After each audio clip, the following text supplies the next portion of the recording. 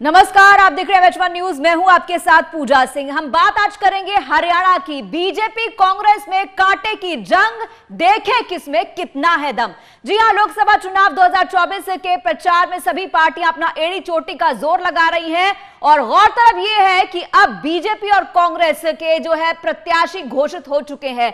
कांग्रेस के प्रत्याशी घोषित हुए, गुरुग्राम को छोड़कर के बाकी प्रत्याशी घोषित किए जा चुके हैं। बीजेपी और कांग्रेस में इस बार कांटे की टक्कर मानी जा रही है। बहुत सा मंथन हुआ, बहुत सी बैठकें हुई, उसके बाद जो है प्रदेश की 10 लोकसभा सीटों पर बात हम इसमें करेंगे। क्योंकि अगर बात यहां पर करते हैं इंडिया अलायंस की, तो एक सीट आम आदमी पार्टी के पास है, बाकी की 9 सीटें जो हैं वो कांग्रेस के पास है। लेकिन गुरुग्राम को छोड़कर बाकी सीटों पर अपने उम्मीदवार घोषित कर दिए हैं कांग्रेस ने, जिन पर हम आज बात करेंगे कि क्या इक्वेशन अब बैठ रही है प्रदेश में। हमारे साथ बीजेपी से जुड़ेंगे राकेश शर्मा, केवल ढींगरा कांग्रेस से जुड़ेंगे वीरेंद्र दुहन, राजनीतिक विश्लेषक हमारे साथ हैं। तीनों मेहमानों का बहुत बहुत स्वागत है इस हमारे कार्यक्रम में। सबसे पहले राजनीतिक विश्लेषक हमारे साथ है वीरेंद्र दुहन जी, उनके पास जाएंगे। वीरेंद्र जी, आपने देखा होगा कि किस तरीके से जो है टिकटों का बंटवारा हुआ है, तमाम इक्वेशंस को ध्यान में रखा गया है, क्योंकि ब्राह्मण वोट से लेकर के पंजाबी वोट, अहीर वोट, सबको साधने की कोशिश की गई है। आप कैसे देखते हैं इस लिस्ट को? लगता है वीरेंद्र जी तक हमारी आवाज नहीं पहुंच पा रही है, लेकिन मैं राकेश शर्मा जी के पास जाना चाहूंगी। राकेश शर्मा जी, आपसे जानना चाहेंगे कि इतनी देर लगी आते आते, फिर भी एक सीट गुरुग्राम की जो है वो होल्ड कर ली गई है, बाकी पर जो है प्रत्याशी घोषित किए गए हैं। ये क्या इक्वेशन के साथ आपने प्रत्याशी घोषित किए हैं? देखिए, देर आए चलो दुरुस्त आए, परंतु ये तो वो भी नहीं हो रहा कि देर आए दुरुस्त आए। इनकी जो लिस्ट आई है वही लिस्ट लगभग 15 दिन से सोशल मीडिया में घूम रही थी, कभी फेक लिस्ट के नाम से, कभी किसी नाम से, कभी किसी नाम से। इस लिस्ट में भी मुझे तो ऐसा लग रहा है कि कांग्रेस एक्चुअल में कंफ्यूज है। इतने दिन में लोग, पूरे लोकतंत्र का महापर्व शुरू हो गया। हरियाणा का आदमी जो भी राजनीतिक रुचि रखता है, वो हर आदमी पूछ रहा था कब आएगी कब आएगी कब आएगी। परंतु ये लोग इतने कंफ्यूज हैं कि इतना विलंब करने के बाद भी इन्होंने 8 ही सीटों की घोषणा कर पाए। गुड़गांव को अभी भी इन्होंने अपने पास ही रख लिया। और मैं ये सोच रहा हूं कि जिस प्रकार से संगठित भारतीय जनता पार्टी, समर्पित भाजपा का कार्यकर्ता, संकल्पित भाजपा का कार्यकर्ता जब इस चुनावी महापर्व में, लोकतंत्र के सबसे बड़े महापर्व में उतर रहा है, और तब कांग्रेस इतनी कंफ्यूज है, ये कैसे मुकाबला कर पाएंगे। दूसरा कि लोकतंत्र के लिए एक मजबूत विपक्ष चाहिए होता है, परंतु जैसा पीछे अपने 9.5 वर्षों में हरियाणा में भी देखा, कांग्रेस ना मजबूत विपक्ष हरियाणा में बन पाई और ना ही पूरे देश में बन पाई। जी, वो देखेंगे, वो तो मतदान के पास पता चलेगा। वीरेंद्र जी, क्या आपको मेरी आवाज मिली अभी? जी, मिल रही है पूजा जी। जी वीरेंद्र जी, आप इस लिस्ट को कैसे देखते हैं? क्योंकि कई दौर की बैठकें हुई, सीईसी की बैठक हुई, उसके बाद जो है ये लिस्ट जारी की गई है। और इसमें भी अगर मैं बात करूं तो जो गुटबाजी कांग्रेस में हो रही थी, उसमें साफ पता चला है हुड्डा ग्रुप के साथ कांग्रेस का हाथ। क्या कहेंगे आप? बिल्कुल, जो पूजा जी, कांग्रेस के द्वारा जो लिस्ट आउट की गई है, जारी की गई है, उसमें भूपेंद्र सिंह हुड्डा गुट कह सकते हैं, या भूपेंद्र सिंह हुड्डा की पूरी तरह से होल्ड दिखाई दिया है जी, कैंडिडेट को लेके, प्रत्याशियों को लेके। लेकिन उसके बावजूद भी, चाहे कुमारी शैलजा हो या रणदीप सुरजेवाला हो, उनको, उनके साथ डिस्कशन के बाद ही मेरे को लगता है कि लिस्ट आउट की गई है। हाँ, ये जरूर कह सकता हूं कि इसमें चौधरी बंसीलाल के जो परिवार की विरासत को जो संभाले हुए थी, श्रुति को कहेंगे या किरण चौधरी को, जी इस पर मैं आऊंगी। क्योंकि अगर बात करें हरियाणा की सियासत की, तो वो 3 लाल पर चलती थी, देवीलाल, भजनलाल, बंसीलाल। लेकिन अब देवीलाल के अलावा भजनलाल और बंसीलाल जो परिवार है, वहां से किसी भी एक कैंडिडेट को इस चुनावी मैदान में नहीं उतारा गया। चाहे हम कुलदीप बिश्नोई की बात करें, चाहे हम श्रुति चौधरी की बात करें। यहाँ पर कांग्रेस पार्टी के प्रवक्ता मेरे साथ जुड़े हुए हैं, उनके पास आना चाहूंगी। केवल ढींगरा जी, आप बताइए, इस पूरी लिस्ट पर जो आपने पूरे कैलकुलेशन के साथ लेकर आए हैं, क्या आपको लगता है कितनी कड़ी टक्कर इस बार देखने को मिलेगी? देखिए, टक्कर तो ये लग चुकी है बीजेपी को, और बीजेपी की टक्कर ये है कि बीजेपी जा रही है, इंडिया गठबंधन आ रहा है। अच्छा, आपको ये बताना चाहूंगा, देखिए आपकी डिबेट चाहे किसी भी फेज पे हो, किसी भी मुहाने पे हो, किसी भी तरीके से हो, पर मैं आपको बताना चाह रहा हूं, मोदी जी इस समय फेलियर हो रखे हैं।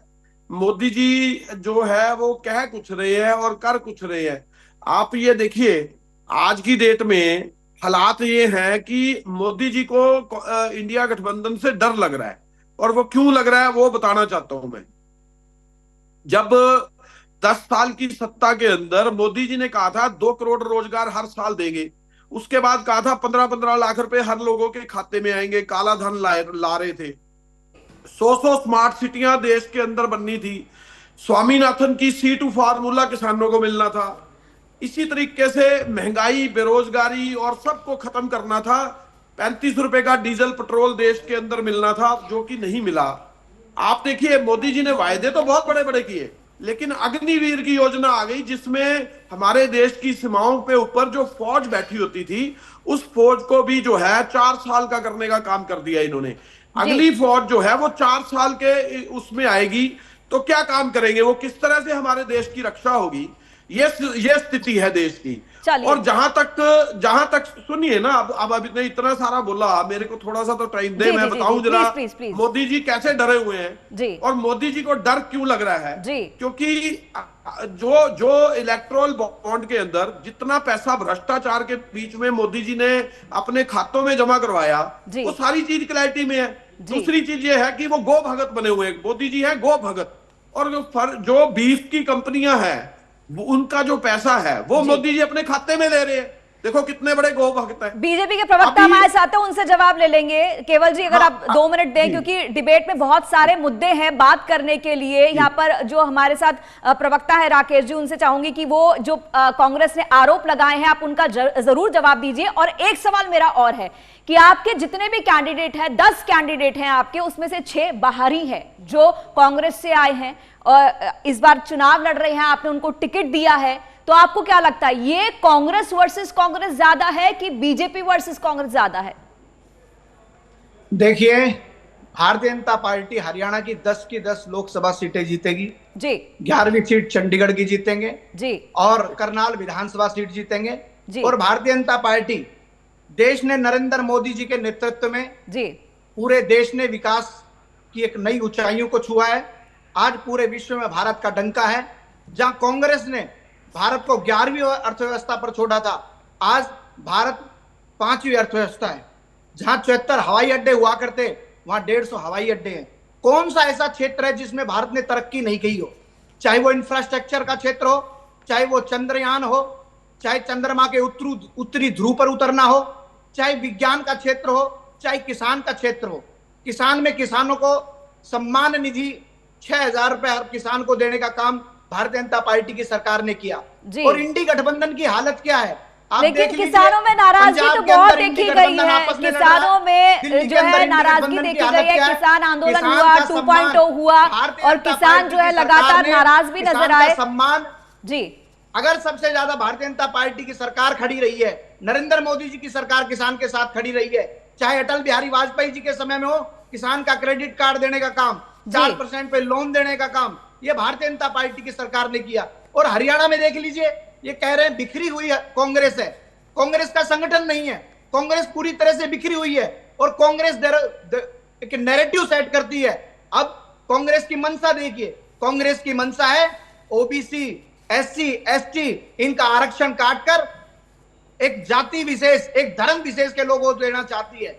और उन्होंने सच्चर कमेटी की जो रिपोर्ट आई थी, हम अभी जो है ये धर्म की आड़ में ये हमारे एससी, एसटी और ओबीसी के लोगों का आरक्षण हड़प करके और ये मुस्लिम जाति को देना चाहते हैं, मुस्लिम लोगों को देना चाहते हैं। हम अपनी डिबेट पर रहते हैं। मंशा ठीक नहीं है। और नरेंद्र मोदी जी के नेतृत्व में देश ने इतनी तरक्की की, आज विश्व के अंदर राकेश जी, हम अपने डिबेट पे रहते हैं ना, हम थोड़ा चुनावों पर बात करते हैं। जो टिकट डिस्ट्रीब्यूशन हुआ हम उस पर बात करते हैं, हम उस पर बात करते हैं जो टिकट डिस्ट्रीब्यूशन हुआ है। आप किसानों की बात कर रहे हैं, किसान नाराज नजर आए, 2 बार उन्होंने आंदोलन किया, ये भी चीजें हैं, नाराजगी उनमें नजर आई है। किसानों मैंने बताया आपको, कांग्रेस नैरेटिव सेट करती है किसानों के सम्मान के लिए, किसानों के लिए। जो भारतीय जनता पार्टी की जी कांग्रेस नैरेटिव सेट करती है, तो कांग्रेस के लोग भी तो आप ही की पार्टी में आ गए हैं। किसानों के लिए हुआ है, किसानों के लिए किसान सम्मान निधि, किसानों के लिए किसान क्रेडिट कार्ड, और किसान की फसल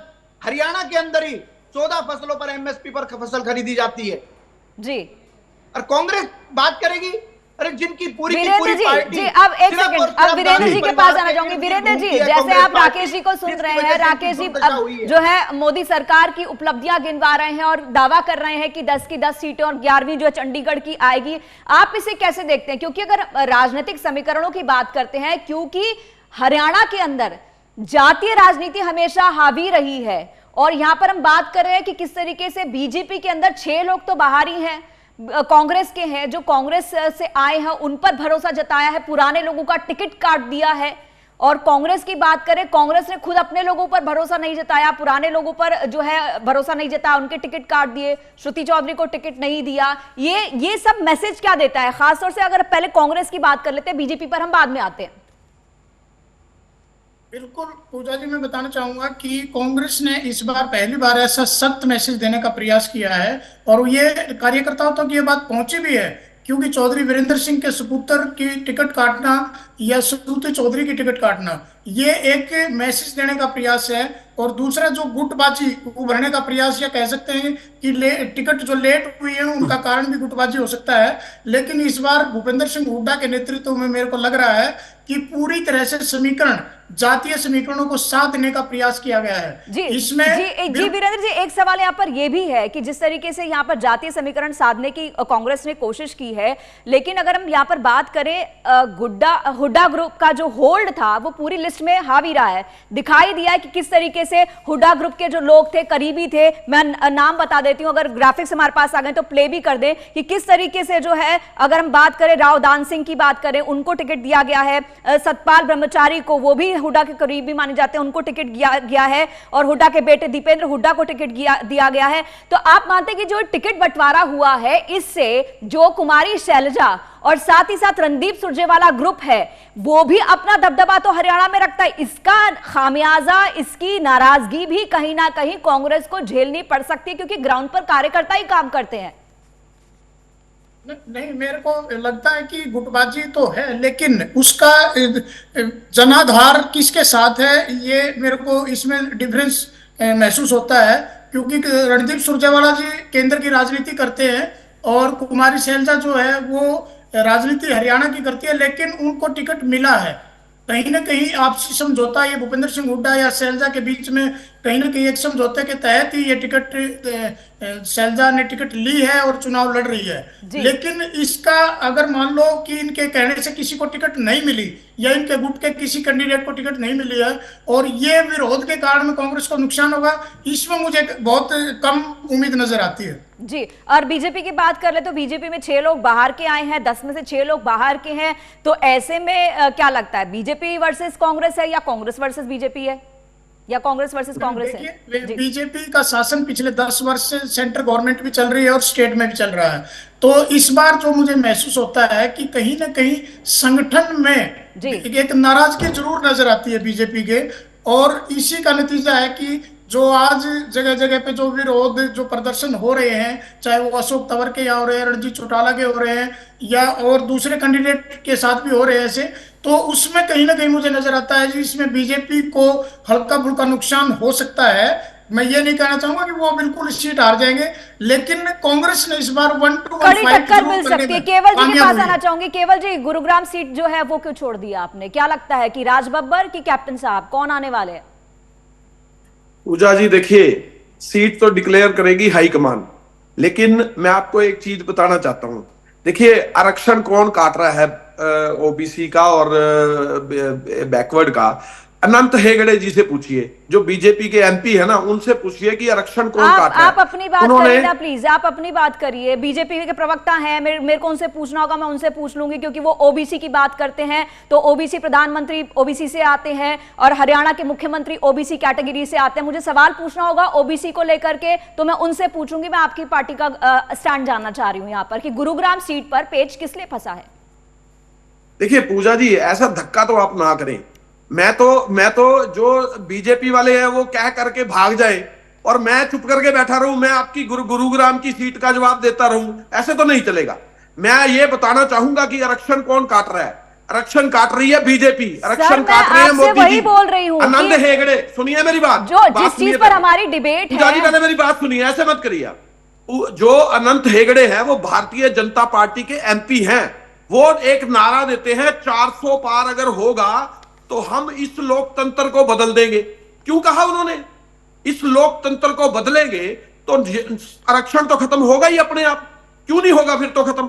जब ये मोदी जी चाह रहे हैं आरक्षण खत्म करना, तो बीजेपी कांग्रेस के ऊपर तोहमत किस बात की लगा रहे हैं? बीजेपी प्रवक्ता महोदय को ये बात समझनी चाहिए। ये दुहन साहब भी इसका जवाब देंगे कि अनंत हेगड़े जी ने ये क्यों कहा। केवल जी एक तरफ तो आप इतने कॉन्फिडेंट हैं कि इंडी सरकार आ रही है, इंडिया की सरकार आ रही है, दूसरी तरफ आप बीजेपी के 400 पार के टेंशन में बैठे हुए हैं। मोदी जी अगर आपको इतना कॉन्फिडेंस, सुनिए पहले मेरी बात सुनिए। आप गुड़गांव के सीट पे मेरे को डिपेंड ना करवाइए ना, पहले मेरी बात सुनिए। 400 सीट पार का नारा किसने दिया है? अनंत हेगड़े जी ने दिया और मोदी जी ने दिया। और मैं आपको कह रहा हूं कि इनकी 400 सीटें जा रही हैं। अरे केवल जी, मैं आपसे फिर वही बात बोल रही हूँ कि आप अपनी पर रहिए ना। आप इतने कॉन्फिडेंट हैं कि इंडी गवर्नमेंट आएगी, इंडिया की गवर्नमेंट आएगी, तो आप 400 पार की टेंशन क्यों ले रहे हो? नारा देने में तो कुछ नहीं जाता, नारा देने में तो कुछ नहीं जाता ना। नारा आप भी नारा दीजिए, आप भी जी।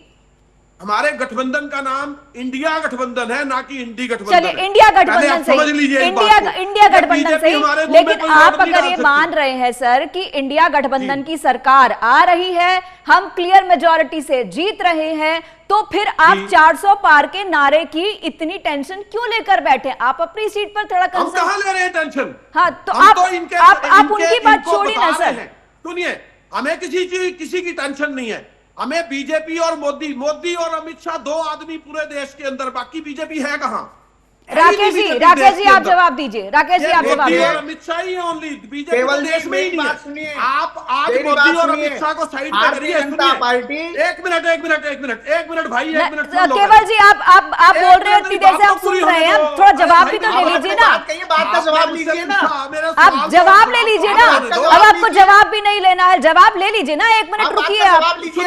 राकेश जी आप जवाब दीजिए, आप जवाब दीजिए। वो आरोप लगा रहे हैं कांग्रेस वाले की 400 पार के 4 सीटें भी नहीं आएंगी। बताइए आप जवाब दीजिए। सवाल ही नहीं करने दोगे तो जवाब कैसे? मेरा जवाब लीजिए, मैं देता हूं जवाब इनको। सवाल तो लिया अनंत हेगड़े की बात कर रहे हैं, बता दीजिए भाई।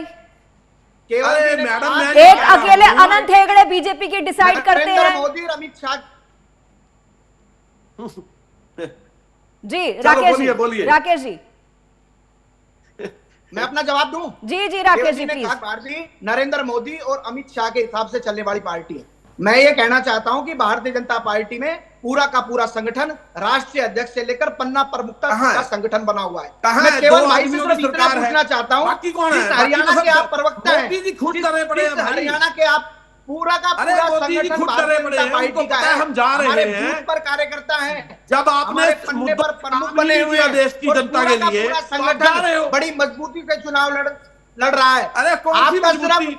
20 करोड़ गांधी परिवार और नेहरू परिवार से आप बाहर नहीं निकले। वीरेंद्र जी आप देख रहे हैं, वीरेंद्र जी आप दोनों को देख रहे हैं, यहाँ पर क्या हो रहा है कि अपने घर में सुरफटव्वल हो रही है, हम उस पर ध्यान नहीं देंगे, लेकिन बराबर वाले के घर में डीजे चल रहा है, हमको उससे टेंशन हो रही है। वीरेंद्र जी मैं आपके पास आना चाहूंगी। आप वीरेंद्र जी 1 सेकंड, केवल जी 1 मिनट रुकिए। नहीं केवल जी 1 मिनट रुकना पड़ेगा आपको दूसरों की बात भी सुननी पड़ेगी। राजनीतिक विश्लेषक भी हमारे साथ है, मेरे साथ और भी मेहमान है, उनको भी टाइम देना है। वीरेंद्र जी प्लीज अपनी बात कहिए। 2006 में कहता है वीरेंद्र जी भारत के सोर्सिंग पर मुसलमान छोड़िए ना, पंजाब प्रधानमंत्री और 2009 की बात करिए ना।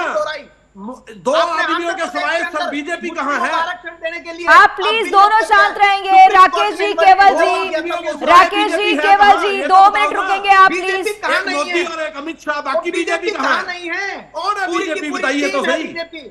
राकेश जी 1 मिनट रुकिए प्लीज। आपसे तो रिक्वेस्ट कर सकती हूँ राकेश जी प्लीज 1 मिनट। हमारे साथ विश्लेषक बैठे हैं, हम उनकी भी बात सुन लेते हैं, वो कैसे देखते हैं इस पूरे टिकट डिस्ट्रीब्यूशन को लेकर के। वीरेंद्र जी आपके पास आना चाहूंगी कि जिस तरीके से हम बीजेपी की भी लिस्ट देखते हैं और साथ ही साथ हम देखते हैं कांग्रेस की लिस्ट, और कांग्रेस ने जो है अपनी तरफ से सारी इक्वेशन ठीक बैठाई है कि किसके सामने किसको लड़ाना। और खासतौर से मैं करनाल सीट की बात करना चाहूंगी। करनाल सीट जो पूर्व मुख्यमंत्री मनोहर लाल खट्टर की सीट है, उनके सामने उतारा गया है यहाँ पर दिव्यांशु बुद्धिराजा को, और कहा जा रहा था कि बहुत स्ट्रॉन्ग कैंडिडेट लेकर आएंगे। आपको बुद्धिराजा कितने स्ट्रॉन्ग कैंडिडेट लगते हैं? क्योंकि एक तरफ एक्सपीरियंस है और एक तरफ नया चेहरा है, युवा चेहरा है। आप दोनों की इक्वेशन को करनाल सीट पर कहां देखते हैं? देखिए पूजा जी, मैं करनाल सीट की स्पेसिफिक बताना चाहूंगा कि जो भी पॉलिटिकल पार्टी है वो दिव्यांशु बुद्धिराजा को अगर एक हल्का कैंडिडेट लेने का बारे में सोच रहे हैं कि ये बहुत हल्का कैंडिडेट उतारा है, ऐसा बिल्कुल नहीं है। वो यूथ है और पंजाब यूनिवर्सिटी का चंडीगढ़ में प्रेसिडेंट रह चुका है, एनएसयूआई का प्रेसिडेंट रह चुका है, यूथ कांग्रेस का प्रेसिडेंट है। उसको हल्के में लेना, जिसके साथ मैं ज्यादा तो नहीं कहूंगा लेकिन अच्छी खासी है कि यूथ की फौज है उसके साथ, और उस यूथ का मुकाबला उसकी मुश्किल से उम्र 35 साल की होगी, और पूर्व मुख्यमंत्री मनोहर लाल खट्टर के सामने उसको उतारा है और पंजाबी बिरादरी से बिलोंग करता है। बिल्कुल उसको हल्के में लेना ये भारतीय जनता पार्टी की एक भूल होगी। उसको बिल्कुल हल्के में ना ले।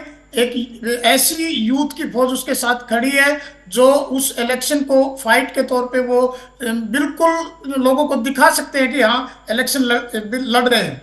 जी, ये जानना चाहूंगी कि वो कितनी कड़ी टक्कर दे पाएंगे, क्योंकि मुख्यमंत्री रह चुके हैं मनोहर लाल खट्टर, उनका एक लंबा 2 बार का टेन्योर रह चुका है। कुछ परिस्थितियां बदली कि उन्होंने जो है अपने पद से इस्तीफा दे दिया, नायाब सैनी को बनाया गया मुख्यमंत्री, लेकिन वो भी मनोहर लाल खट्टर के करीबी माने जाते हैं।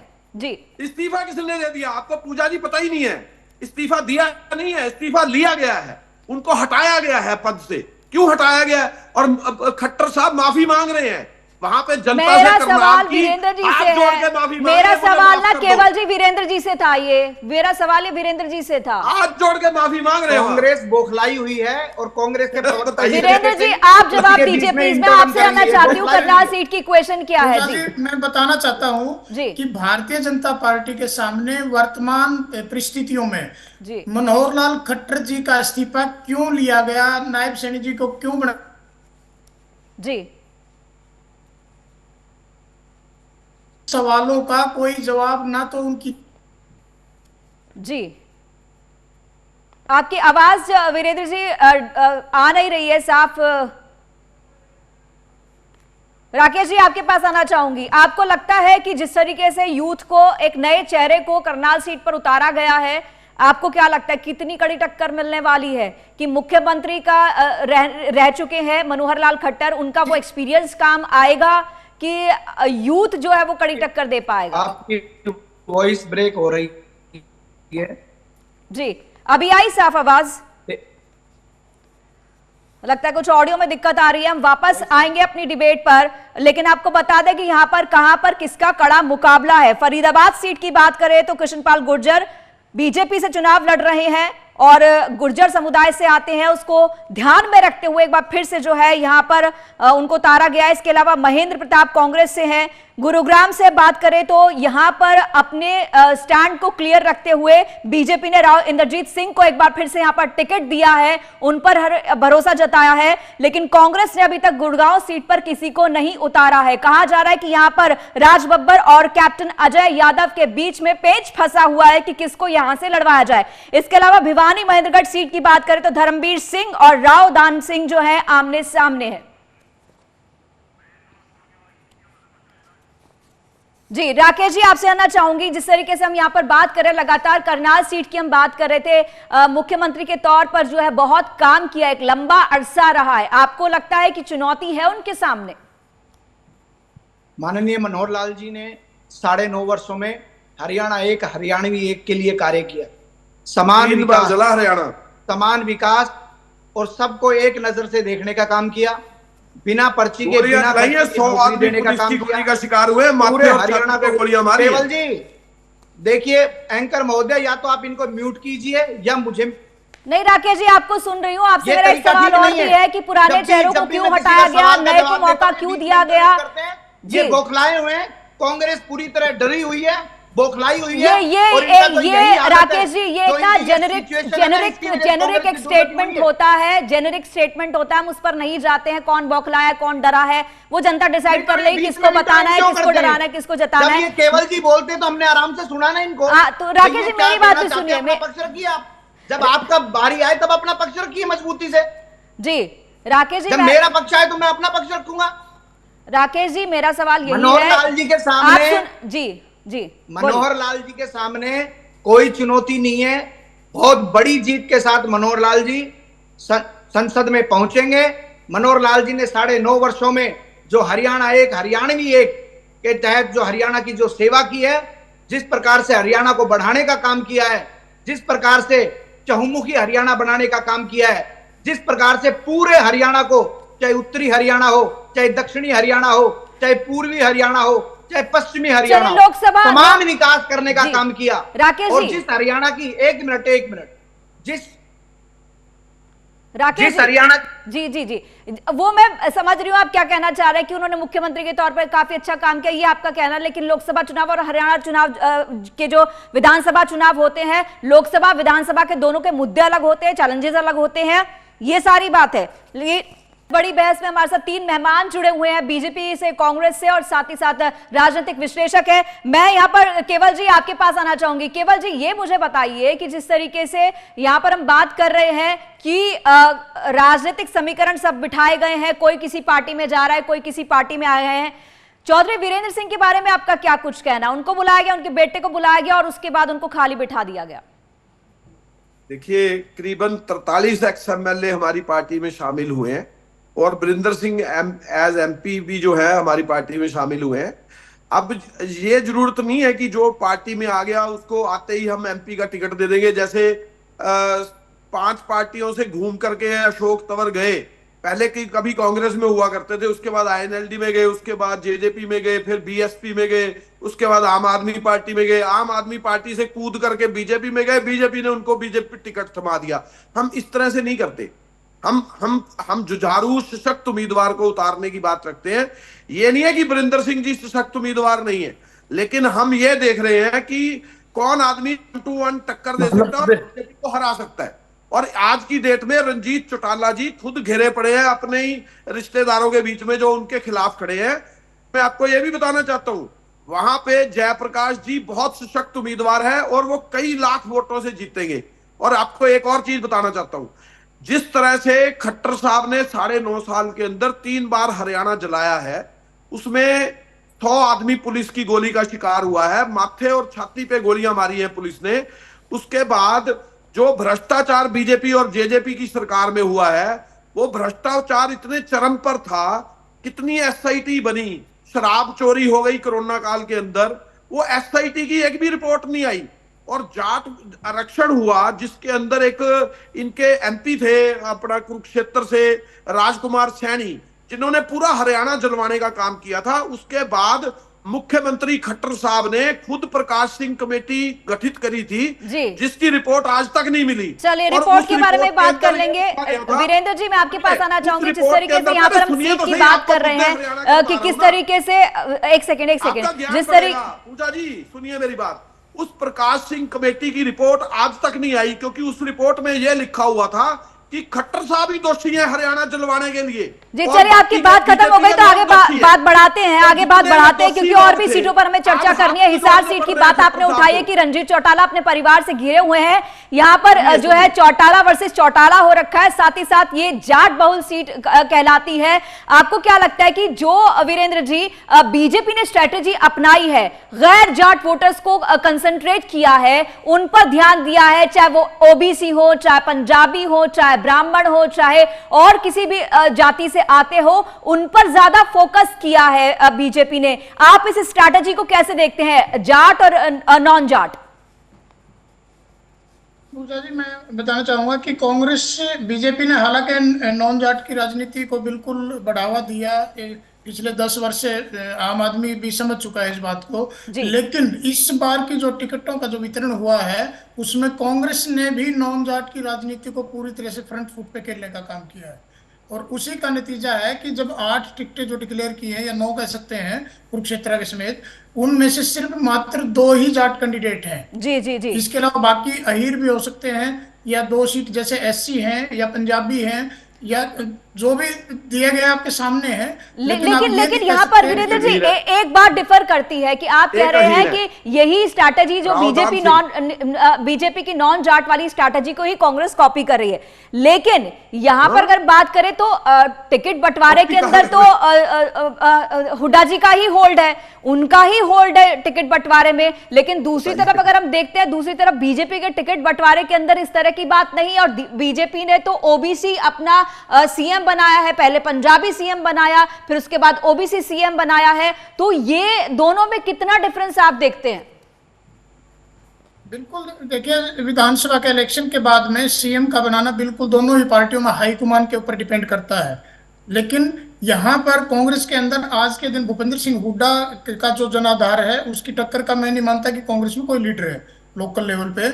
और इसी का नतीजा है कि दूसरी पार्टियां इसकी आलोचना करके कांग्रेस को कहीं ना कहीं कटघरे में भी खड़ा करते हैं कि यहाँ पर तो भूपेंद्र सिंह हुड्डा एक जाट लीडर के तौर पे है, उसी को सीएम बनना है, और दूसरे बीजेपी में बैकवर्ड भी सीएम बन सकता है, पंजाबी बन सकता है।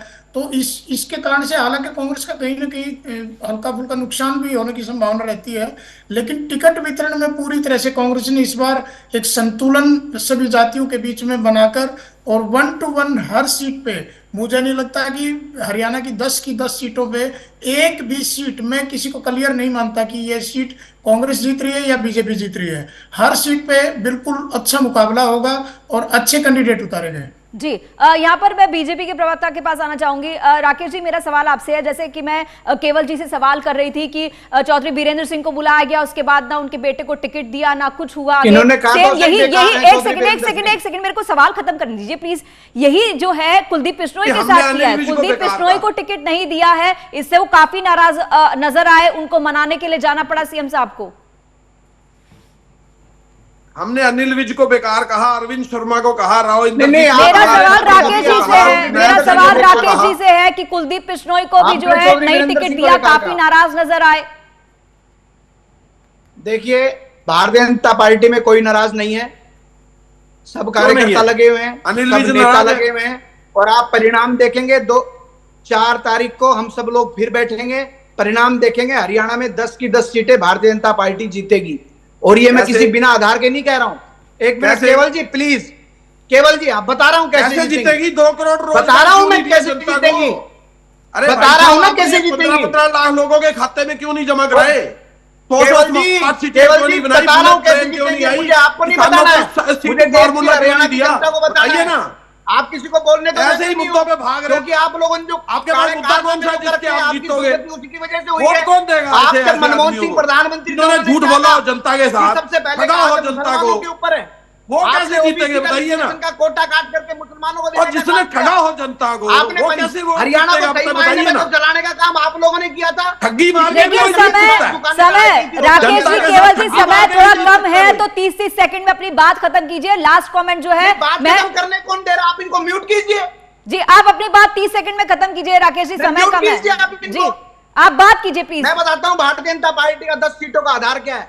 भारतीय जनता पार्टी का जो हरियाणा में संगठन है, कांग्रेस के आप जिलाध्यक्ष नहीं है, संगठन नाम की चीज नहीं है। हरियाणा में जो भारतीय जनता पार्टी का संगठन है, प्रदेश अध्यक्ष से लेकर पन्ना प्रमुख तक, वो हमारी ताकत है। वीरेंद्र जी, आप राजनीतिक विश्लेषक हैं, एक आखिरी सवाल जो है, एक आखिरी सवाल मैं आपसे जानना चाहूंगी, वो हमारा आधार है।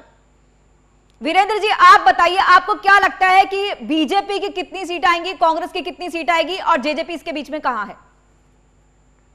देखिए पूजा जी, मैं ये भविष्यवाणी करना तो मेरे को लिए बड़ा असमंजस की स्थिति रहेगी, लेकिन जेजेपी और एनएलडी अदर जो भी पार्टियां हैं, कांग्रेस और बीजेपी को छोड़ के, उनका मुझे नहीं लगता कि कहीं पर कोई खाता भी खोल पाएगा। हाँ, इतना जरूर कहूंगा कि 10 की 10 सीट पे नुकसान किसका कितना हो पाएगा जी?